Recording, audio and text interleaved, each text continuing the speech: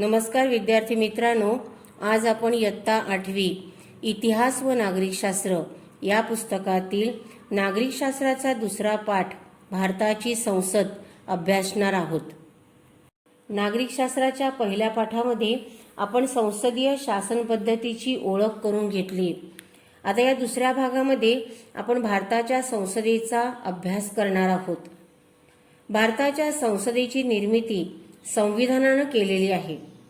राष्ट्रीय पातळीवर शासन यंत्रणेचे जे कायदे मंडळ असते त्या कायदे मंडळाला संसद असं म्हणतात। या संसदेमध्ये राष्ट्रपती, लोकसभा व राज्यसभा यांचा समावेश होतो।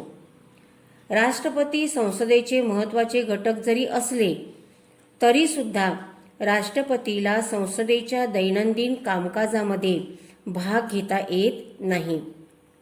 भारतीय संविधानाकडूनच या संसदेची निर्मिती झालेली आहे।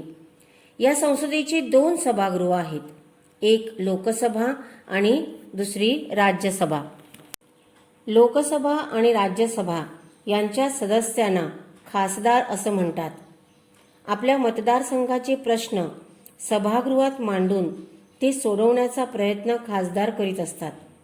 शासनाकडून खासदारांना आपल्या मतदारसंघाच्या विकास कामासाठी विकास निधीतून पैसे दिले जातात। आता पुस्तकाचं जे पान क्रमांक 71 आहे त्याच्यामध्ये शोधा पाहू हे सांगितलेलं आहे। यामध्ये लोकसभेच्या निवडणुकीसाठी प्रत्येक राज्याचे भौगोलिक मतदारसंघ निर्माण केले जातात।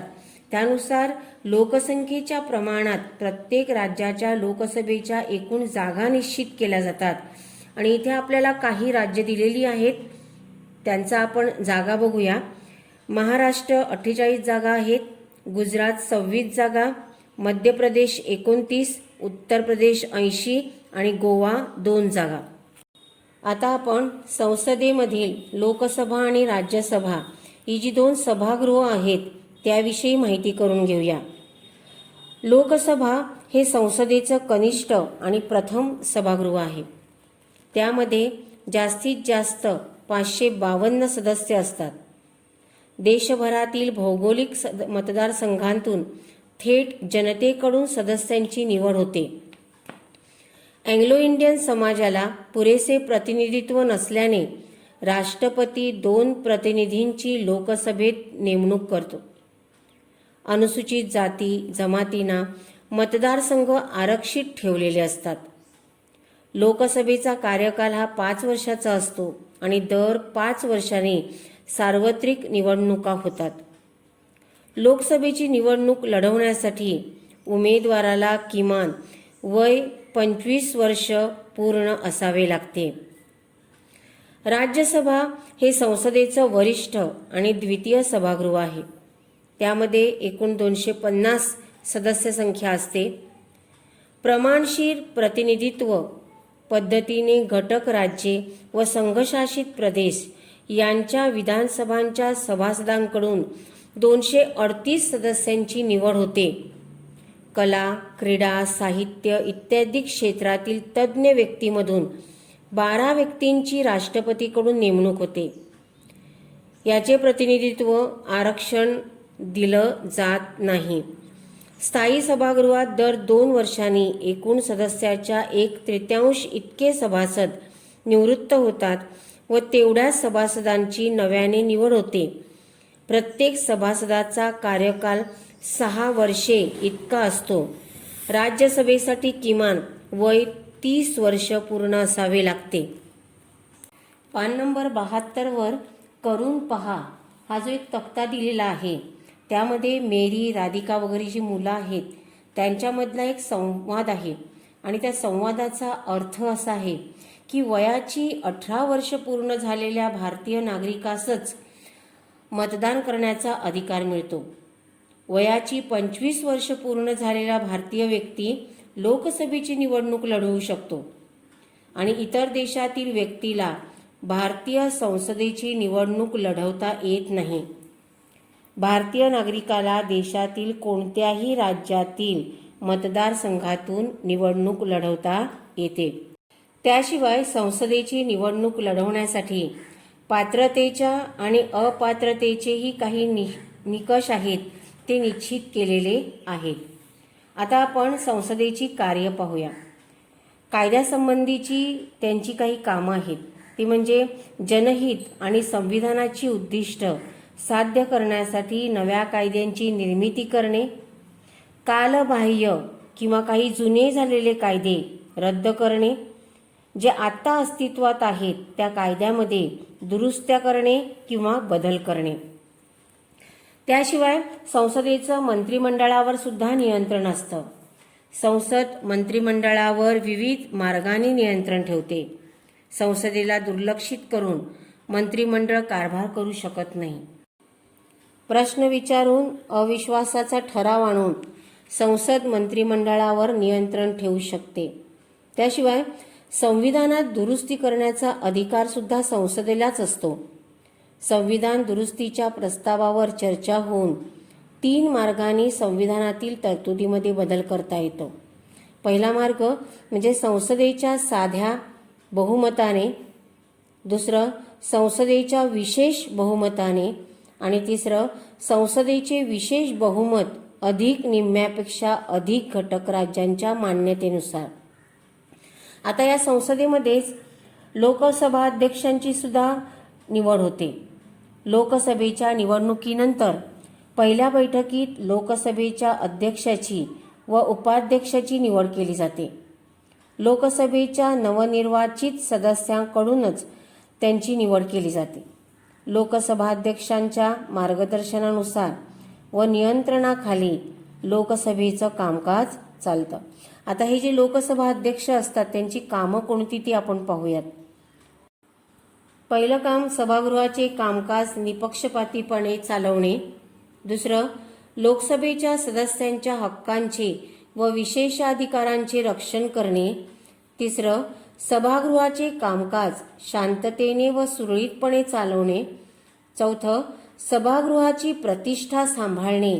आणि पाचवं आहे कामकाज विषयक नियमांचा अर्थ लावून कामकाज चालवणे. राज्यसभेचे सभापती आणि त्यांचे कामं आता आपण पाहूयात. भारताचे उपराष्ट्रपती हे राज्यसभेचे पदसिद्ध सभापती असतात. राज्यसभेचे कामकाज सभापतींच्या नियंत्रणाखाली चालते. सभागृहात शिस्त राखून कामकाज चालवण्याची जबाबदारी सभापतीवर असते. सभागृहात सदस्यांना बोलण्याची संधी देऊन चर्चा घडवून आणणे ही कामे सभापतींना करावी लागतात. आता आपण संसदेमध्ये कायदे कसे तयार केले जातात त्याविषयी माहिती घेऊया.